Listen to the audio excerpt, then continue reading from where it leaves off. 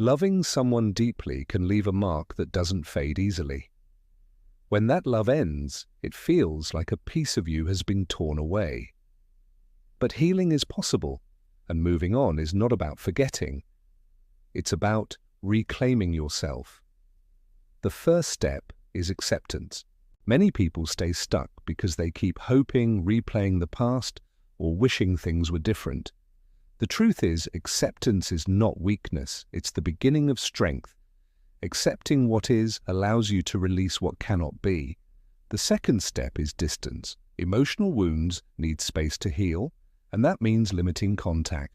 Checking their social media, rereading old messages, or waiting for them to call keeps you trapped in the cycle. Protect your peace by stepping back. The third step is self-rediscovery. Remember who you were before this person entered your life. Pick up hobbies you abandoned, spend time with supportive friends, and nurture your mind and body. Healing is not about filling the empty space with someone new. It's about filling it with yourself. And finally, reframe the pain. Instead of asking, "Why did this happen to me?" ask, "What is this teaching me?"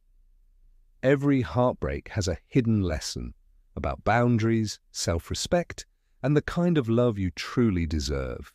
Moving on takes time. Some days will feel heavy, and others will feel lighter. But step by step, you'll notice the pain fading.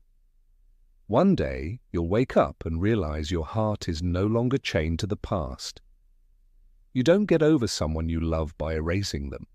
You get over them by choosing you, by choosing your future, by realizing your worth is not tied to anyone else. So breathe deeply, let the past go, and trust that healing is already happening inside you.